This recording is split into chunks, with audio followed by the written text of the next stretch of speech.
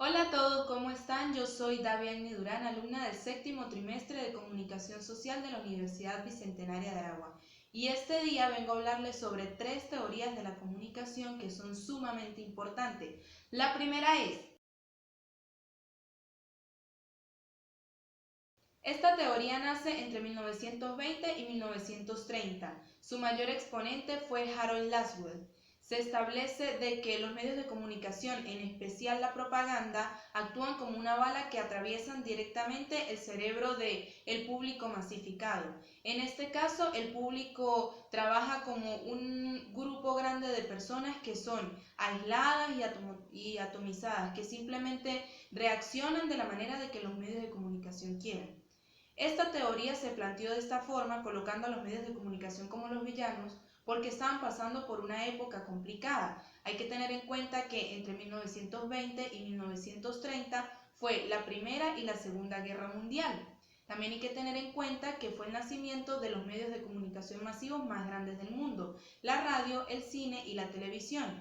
Entonces, el hecho de que lo que es el gobierno utilizara estos tres grandes medios de comunicación como misiles o como proyecciones de su propaganda política y que las personas reaccionaran a esto de la forma que a ellos les convenía, hizo que se planteara esta teoría, que obviamente colocaba a los medios de comunicación como los villanos que simplemente manipulaban a los espectadores, que no los veían como individuos, sino como un público masificado.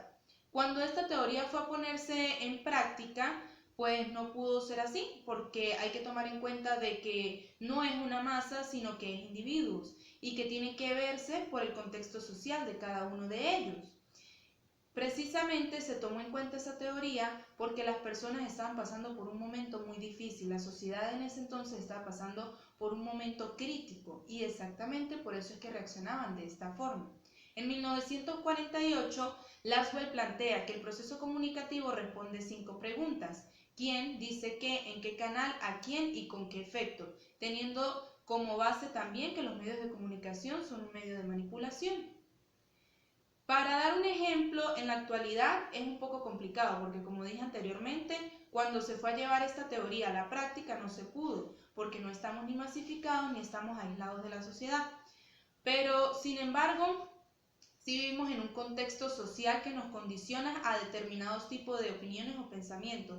Por ejemplo, en Venezuela nos encontramos en un momento crítico en la situación económica del país.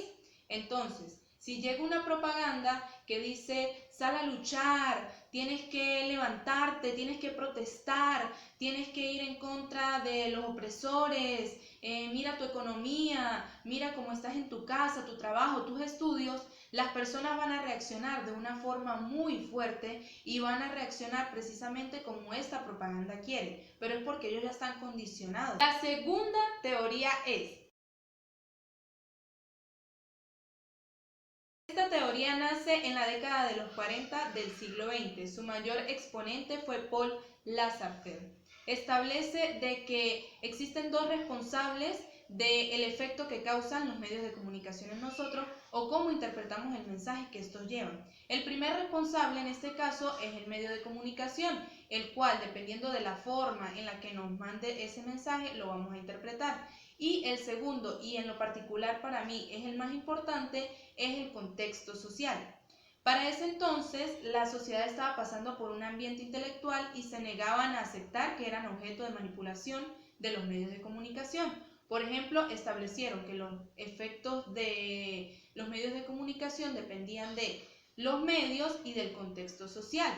Un ejemplo claro de esta teoría es, si yo recibo hoy un comunicado de prensa o me llega de repente un mensaje que me dice los precios de las blusas subieron muchísimo y ahora comprar una blusa es algo muy difícil porque la tela está muy cara, porque se ha vuelto complicado. Si yo soy la que está vendiendo las blusas, me va a parecer una noticia maravillosa porque mi negocio se va a disparar. Pero si yo soy la que va a comprar la blusa, esto me va a parecer lamentable porque ya no voy a tener la misma oportunidad de tener más ropa o de tener ropa nueva.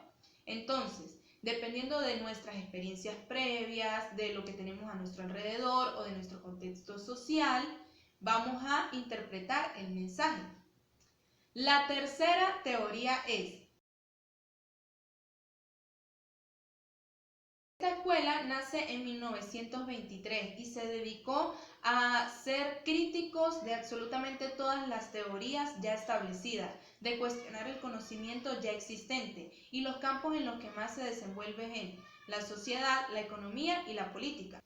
La industria cultural es una teoría que nace en 1944 y sale en el libro Dialéctica de la Ilustración de Horkheimer y Adorno.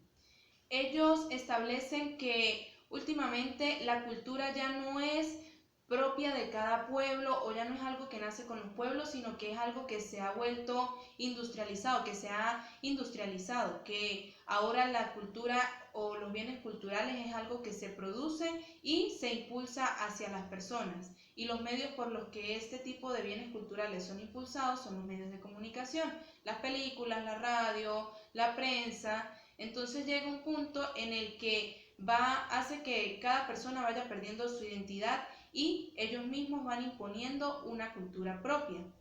Lo que más temían estos investigadores cuando crearon esta teoría es que el hecho de que los medios de comunicación o la industrialización cultural en sí impusieran culturas para cada una de las personas es que se convirtieran en sujetos aislados, manipulables, vulnerables, que perdieran la concentración de cosas que realmente son importantes como lo que es la economía, la política, la sociedad. Yo creo que lamentablemente esto sí ha venido pasando y muchísimo más en este siglo, que todo es mucho más moderno, que todo va mucho más a la actualidad, que queremos traspasar cada vez más y más rápido el tiempo y llegar a lo nuevo, a lo moderno. Un ejemplo claro de lo que es la cultura industrial está el día de San Valentín. A mí siempre me ha parecido que ese día es un día que está más hacia la parte económica y a la parte comercial. Se supone que se está celebrando el Día del Amor y el Día de la Amistad, pero se vuelve más algo de qué vas a regalar, qué vas a comprar, flores, corazones, chocolates. Muchas veces ni siquiera es tanto la esencia del supuesto amor que se está celebrando, sino más hacia la comercialización de los productos que son para aquellos enamorados.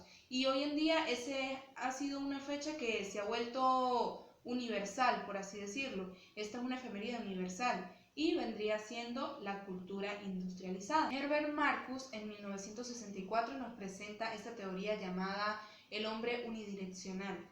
Habla de que en la actualidad las nuevas tecnologías han hecho que se vaya perdiendo la individualidad y que todos nos vayamos unificando, convirtiéndonos como en zombies, por así decirlo, que seguimos una misma línea y que estamos bajo la doctrina de los medios de comunicación, haciendo de que perdamos criterio propio, libertad de expresión, perdamos nuestro propio juicio, dejemos de tomar nuestras propias decisiones y nos sometamos bajo las directrices de estos nuevos medios. Se dice que la tecnología tiene una forma de doctrinar a las personas sutilmente. Les hace creer que están bajo una libertad de expresión, sobre libre pensamiento, pero es algo que no es así. Y si nos colocamos a pensar, antes de que existieran los medios de comunicación no teníamos el problema, no los medios de comunicación, más que todo la tecnología, las computadoras, el internet, los teléfonos, no teníamos ese problema de que si no envío un mensaje, si no envío un video, si no envío una imagen. La tecnología nos dio problemas que ellos mismos eran capaces de resolver, convirtiéndose en indispensables para nosotros. Un ejemplo que podemos ver y es muy notable más que todo por la situación que estamos viviendo de la cuarentena y el aislamiento es WhatsApp. WhatsApp es uno de los medios de comunicación masivos en el mundo y en la actualidad muchísimo más. Y se ha vuelto indispensable en la parte laboral, en la parte académica, creo que en la mayoría de los aspectos sociales. Y se ha convertido realmente en uno de los aparatos, más que todos los teléfonos, se ha convertido en un aparato indispensable. A eso se refería este investigador cuando hablaba sobre el doctrinamiento o el hombre unidireccional. Por último, y para terminar con la escuela crítica de Frankfurt, está la alineación cultural.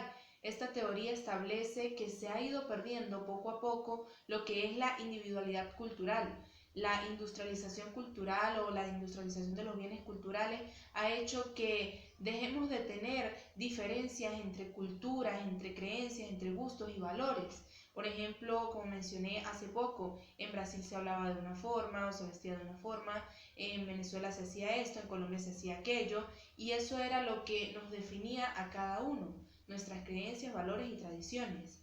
Se dice que los medios han impulsado a que haya una parte unidireccional en lo que es la cultura. Y si lo vemos de una forma crítica, como lo hace esta escuela, nos damos cuenta de que eso lo único que busca es un orden y un control total, haciendo que dejemos de ser individuos y nos convertamos en masas o en grupos que piensan, visten y hacen de la misma forma. Un ejemplo claro de esta teoría está en la ropa, en la forma de vestir. Años atrás se identificaba que los franceses se vestían con su gorrita, con sus bufandas, los venezolanos que hemos sido países latinos nos vestíamos más con colores llamativos, en Estados Unidos colores más opacos, y esto se ha perdido, ya no hay diferencia en cómo nos vestimos, realmente todo se guía por marcas que esas están industrializadas, por moda que son impulsadas por los medios de comunicación, y todos nos vestimos prácticamente siguiendo una misma línea de lo que conocemos como moda. Bueno, esto ha sido todo por hoy. Son 3 teorías de la comunicación. No podemos menospreciar ninguna de ellas. Unas se acercan más a la realidad de la comunicación humana que otra, pero todas y cada una de ellos han sido motor impulsor de nuevas teorías que cada vez nos acercan más a poder entender el mundo gigante y maravilloso que es la comunicación. Como sabemos, sin comunicación no existirían relaciones humanas y sin comunicación no podríamos entendernos los unos a los otros. Muchísimas gracias por estar aquí. Espero verlos en una próxima ocasión.